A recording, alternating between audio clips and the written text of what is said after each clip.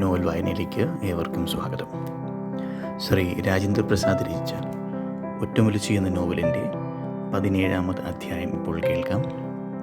Novel Ottamulachi, അധ്യായം 17. രചന ശ്രീ രാജേന്ദ്ര പ്രസാദ്. ദിവസം കഴിയുന്തോറും അമ്മാളു വേടത്തിയുടെ അവസ്ഥ മോശമായി. ഒരു കഥയും ബോധവുമില്ലാതെയായി. അയൽവക്കത്തെ കമലാക്ഷിയേടത്തിയും ചന്ദ്രമതിയേച്ചിയും വന്ന് വീട്ടുകാര്യങ്ങൾ നടത്തി.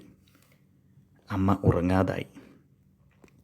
കൺപോളകൾ തടിച്ച് ചീർത്ത് ഡോക്ടറുടെ കുറിപ്പിൽ ഉറക്ക ഗുളികകൾ സ്ഥാനം പിടിച്ചെങ്കിലും അമ്മയുടെ ചെറിയ തല ഉറക്കത്തെ കീഴ്പ്പെടുത്തി.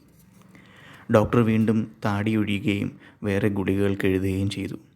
പക്ഷേ യാതൊരു മാറ്റവും ഉണ്ടായില്ല.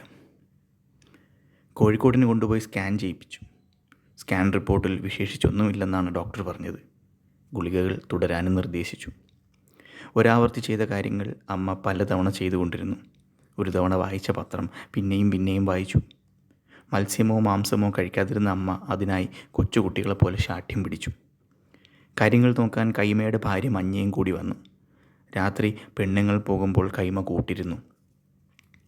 അകത്ത് കയറി ചിമ്മിനി വെട്ടത്തിൽ അമ്മ പത്രം വായനയിലാണ്.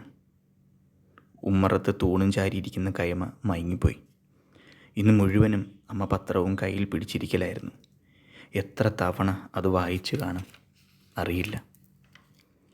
മൗനം തളം കെട്ടിയ വീട്ടുമുറ്റത്ത് കവഞ്ചിയിട്ട് കിടന്നു. മഞ്ഞിൻ്റെ നേരിയ നനവുണ്ട്. പുരളിമല ഇരുട്ടിലാണ്. തെക്കേപ്പറമ്പിൽ അച്ഛനെ വെച്ചിടത്ത് തിരിവെട്ടം. ഈ പാതിരാത്രിയിൽ ആരാണ് തിരി കത്തിച്ചത്?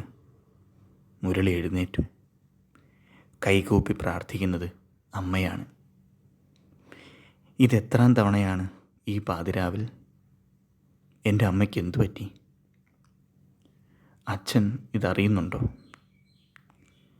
കരയാൻ പോലും ആവാതെ മുരളി ആ കാഴ്ച കണ്ടു നിന്നു. ശ്രീ രാജേന്ദ്ര പ്രസാദ് രചിച്ച ഒറ്റമുലച്ചി എന്ന നോവലിൻ്റെ 17-ാമത്തെ അധ്യായമാണ് ഇപ്പോൾ കേട്ടത്. നോവൽ ഒറ്റമുലച്ചി, അധ്യായം 17. രചന ശ്രീ രാജേന്ദ്ര പ്രസാദ്.